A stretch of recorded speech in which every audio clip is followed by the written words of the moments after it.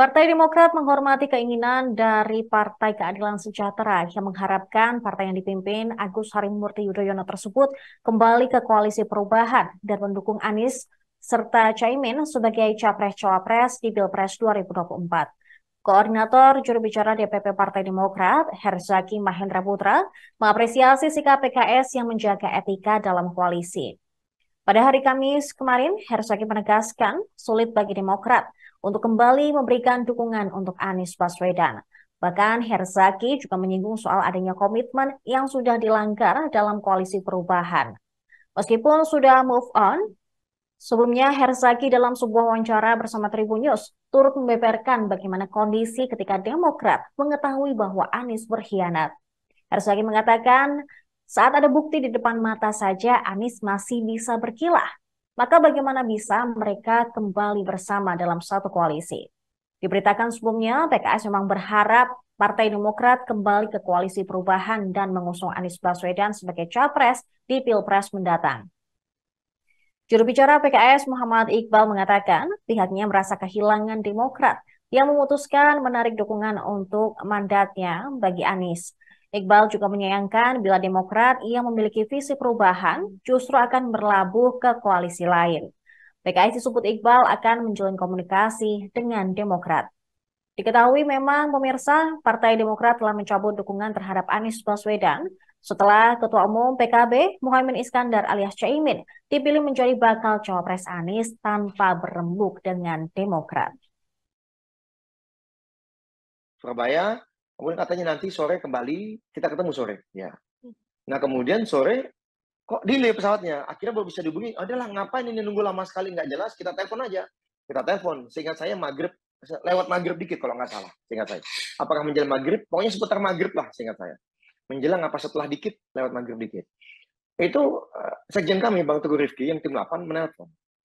Nah, didampingi oleh Bang Iftitah yang juga tim 8 dari kami. Ya. Dan mohon maaf ini, saya sampaikan apa adanya, direkam telepon itu, Mbak.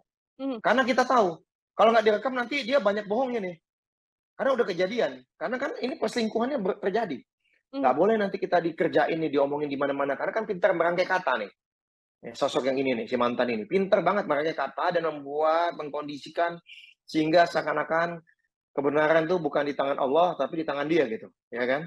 Nah, kita rekam. Saya dengar betul, saya ada di situ, di lokasi. Pada saat ditelepon itu. Mantan, benarkah Nasdem dan PKB membuat kesepakatan baru dengan mengusung si mantan dan Muhaimin? Wah, dia bilang. Dia masih ngeles, Mbak. Oh, bukan.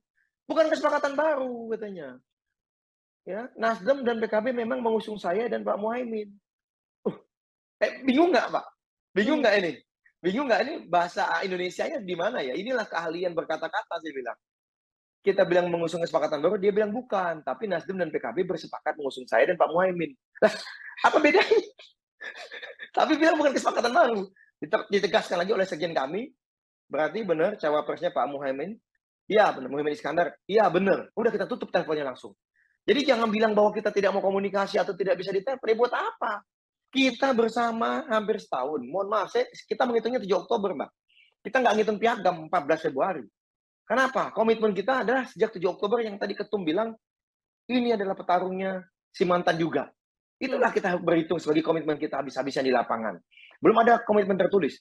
Nah, komitmen tertulis kan baru 14 Februari. Silakan kalau teman-teman yang di sebelah bilang, akan baru sebentar, baru ini, baru lamaran, baru ini belum jelas. Aduh lah, jangan banyakkan bohong lah, udahlah. Ya, maksudnya udah jelas Anda mengingkari. Ya. Anda mengingkari kesepakatan. Ya. Yang selama ini sudah kita buat bersama bahwa kita bertiga ya berdiri sama tinggi, ya duduk sama rendah, kita setara dan sejajar. Jika ada apa-apa kita komunikasikan. Tidak ada yang menentukan sendirian, tidak ada yang mengambil keputusan secara sepihak. Tetapi ini mengambil keputusan secara sepihak gitu loh. Ya, ini melakukan ada namanya hidden agenda, Mbak. Ini namanya mengingkari komitmen yang sudah ada. Mengapa saya bilang bahwa ini adalah hidden agenda? Ya, tidak jujur dengan mitra koalisi. Bahkan kan, mohon maaf, si mantan dan wakil dan pasangan barunya ini kan juga mengakui, ya kan, di interviewnya, kalau ya Surya Paloh dan Nasdem lah melamar PKB tanpa. Terima kasih sudah nonton. Jangan lupa like, subscribe, dan share ya.